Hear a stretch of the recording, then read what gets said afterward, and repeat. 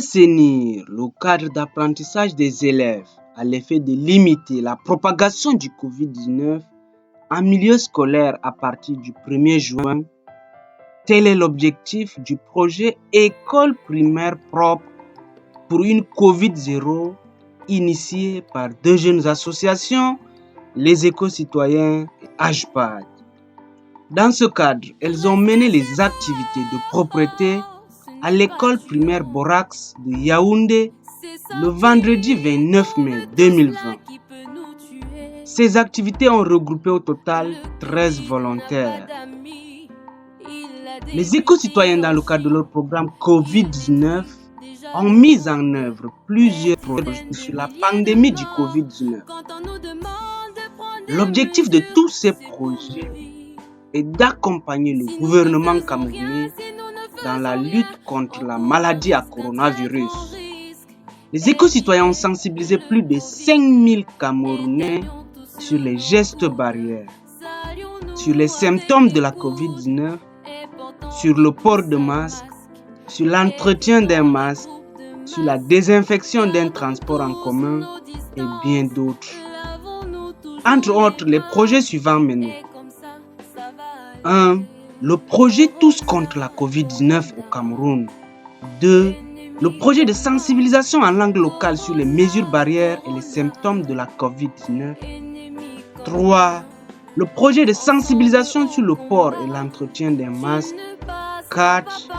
Le projet 100% projet Covid-19 qui permet aux associations de monter leurs projets sur la pandémie du Covid-19.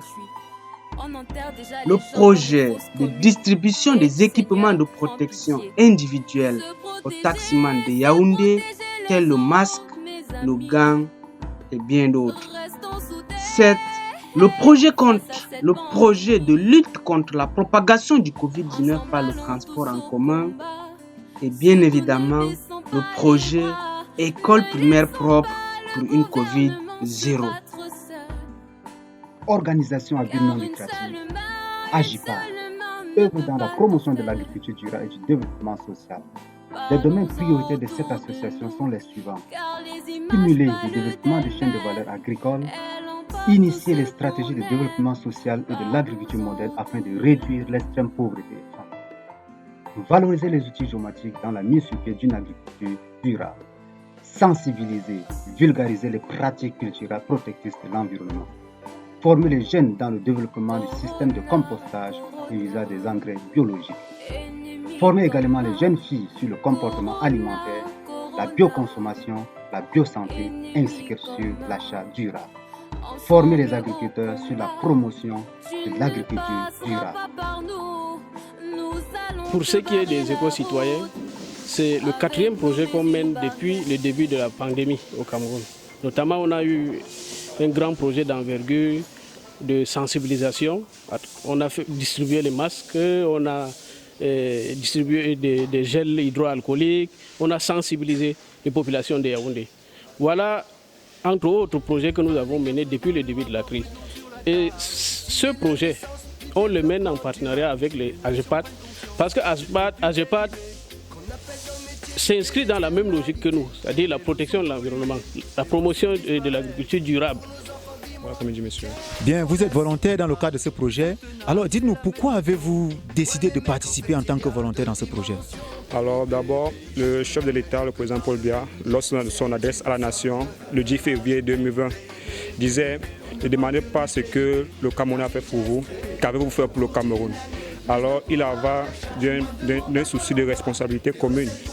Et ce projet mené par les éco-citoyens et l'association AGEPAD s'inscrit dans la lutte contre la Covid-19 qui, depuis sa découverte, ne fait qu'infliger des catastrophes. Et ce jour, l'association éco-citoyens et AGEPAD mène cette activité qui est une énième activité après avoir distribué les masques la dernière fois au niveau de la poste centrale, au niveau du taximan. Nous venons aujourd'hui nettoyer les salles de classe. Monsieur le Président, nous voyons que vous êtes pratiquement au terme de cette activité qui a été menée. Alors dites-nous, quelle est votre satisfaction par rapport à la réalisation de ce projet?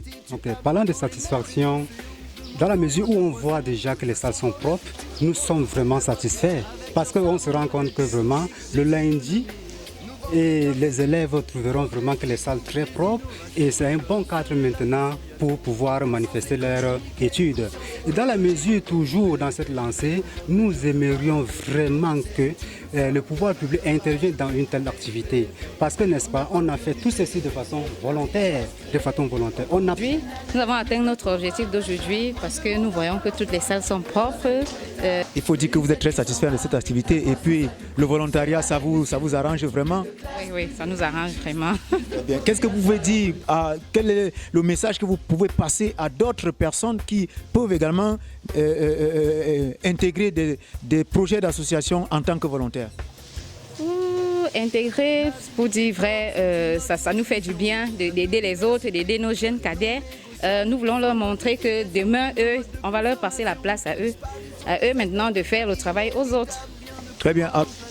Bien, monsieur, vous qui êtes l'un des représentants de l'association Éco-Citoyen, voilà, qu'est-ce qui vous aura motivé à la réalisation de ce projet en partenariat avec l'association Agipat? Merci de me poser cette question.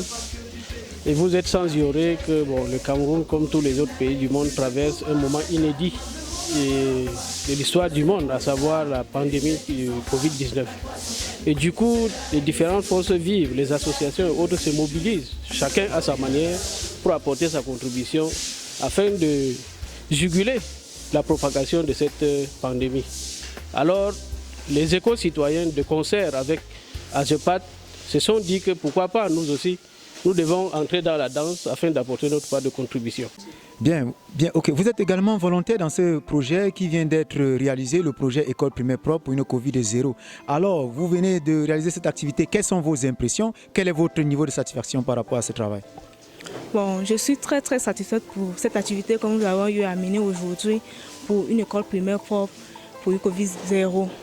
Parce qu'à la rentrée, quand les enfants vont arriver, trouver que l'établissement est propre, eux-mêmes, ils vont faire l'effort en se lavant les mains, en respectant les mesures barrières pour éviter la propagation de ce Covid-19. Le directeur de l'école primaire Boras nous accorde une interview cet après-midi. Monsieur le directeur, bon après-midi. Bon après-midi. Alors, monsieur le directeur, le cadre d'apprentissage des élèves de votre établissement vient d'être assaini. Alors, dites-nous, est-ce que la propreté en ces milieux peut contribuer à limiter la propagation du Covid-19?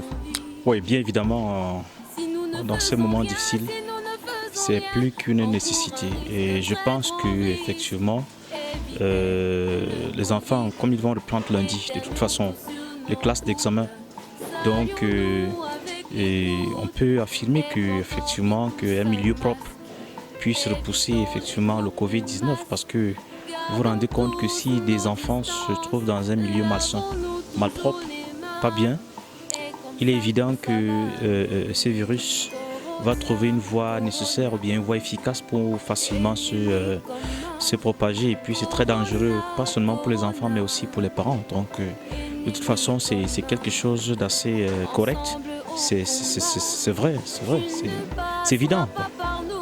Voilà, monsieur le directeur, vous parlez justement de parents et j'aimerais également vous demander quelles sont vos attentes vis-à-vis des parents par rapport à ce combat commun.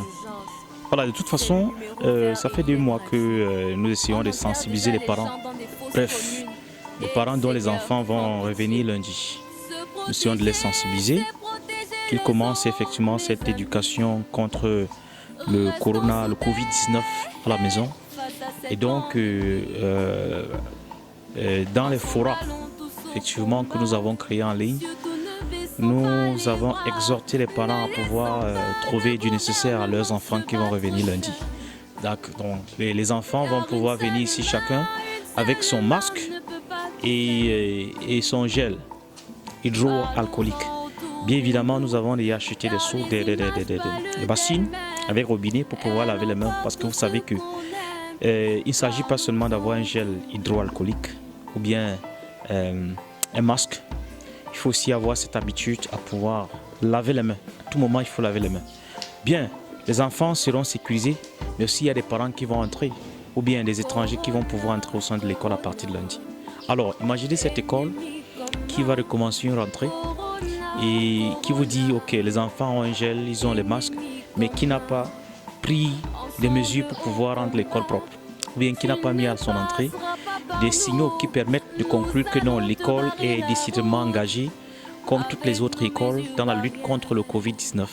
Là, cette école sera classée comme une école voyou, de toute façon. Donc, je vous rassure que dans lundi, on a bien des bassines qui seront là avec de l'eau chlorée, effectivement, pour permettre à ce que tous les étrangers, tous ceux qui vont pouvoir entrer ici, puissent laver les mains à l'entrée avant de se retrouver au sein de l'école.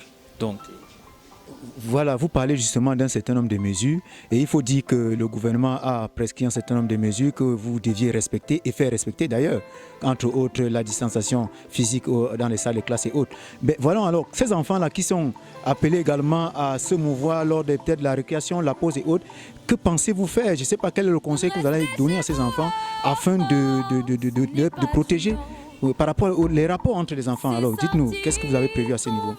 Voilà, vous savez, cette question du Covid-19 est une question assez sérieuse. Lorsque vous n'avez pas été confronté à quelqu'un qui en souffre, vous ne pouvez pas comprendre l'ampleur, la lutte, quoi. Donc, concernant ces enfants, déjà la structuration des classes, elle a été complètement modifiée par rapport à ce que nous faisions antérieurement.